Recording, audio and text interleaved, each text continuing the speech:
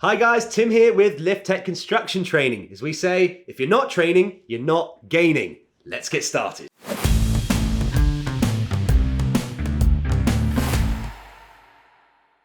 Hi guys, Tim here at Lift Tech Construction Training. Today we are doing our beginner's guide. So this is top tips if you are new to working as a crane operator, a slinger signaller, a crane supervisor, an appointed person. This all applies to you, and this is all about getting through your first few weeks, your first 3 months on site as a newbie. These are things that I implemented myself when I used to be out on site. They certainly helped me, and you will just find if you follow these tips properly, they should take a lot of pressure off you.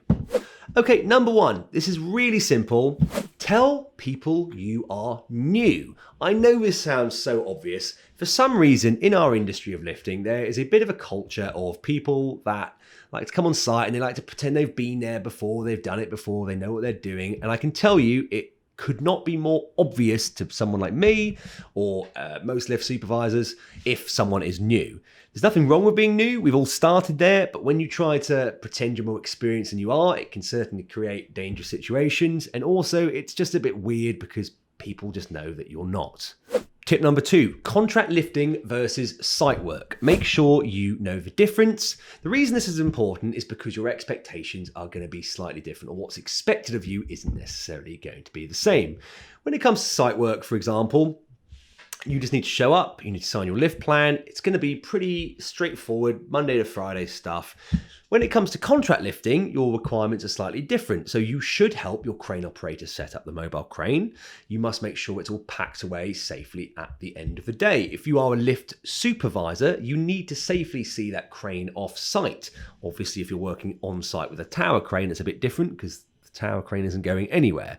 Next tip is if you're not sure of how to do something, please don't just try and guess it. Please don't put anyone at risk by taking a stab at it, but do ask your supervisor what you need to do. Again, I know this is a really simple point and I don't want to labor the basics, but you would be surprised at how many people don't follow the basics. Now, another tip is taking your lift plan home with you. This is a complex document, it's a legally binding document, and it's very important you learn to understand it. And truthfully speaking, you shouldn't begin work until you do fully understand your lift plan and have signed it. So for this reason, ask if you can take it home at the end of the day with you. Make sure you bring it back the next day, but just taking a bit of time off site to really go through it can help a lot. Now, a really important tip is to never work without your lift supervisor on site. This isn't so much a tip as an actual legal requirement. British standards requires all lifting operations to have a qualified crane supervisor present. This is really, really important, especially if you're new and you don't know fully what you're doing. A crane supervisor must be present or at least on site, and this will be dictated in your lift plan. Sometimes what happens is companies that are rogue try to save money by just hiring in a slinger signaller and hoping they will get away with it. Sometimes companies don't know that you need to have both present as well. As a slinger signaller, it's important that you do realize your responsibilities, and your lift plan will dictate you must have a crane supervisor present. Never let other trades tell you how to sling a load. Now, this is a bit of a strange one.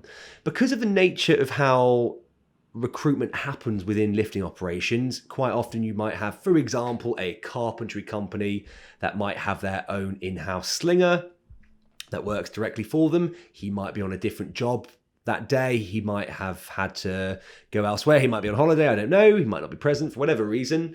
And they might hire you in through a recruitment firm or through a recruitment agency. Now, quite often you might have a situation where the company that have hired you in have completed the lift 100 times over the last 100 days. And so they know very well what they're doing and how they've done it. However, as a slinger signaller or crane supervisor, it is still your responsibility to carry out the lift according to your lift plan. It can be really easy to give into pressure from other trades, and most of the time they are there, they're just trying to help you, but you do need to make sure you are carrying out all lifts according to the lift plan that you've signed. Guys, this has been top tips for beginning in lifting operations. If you do have any questions, let me know in the comments. I will try and answer them for you. Have a great day and thank you for watching.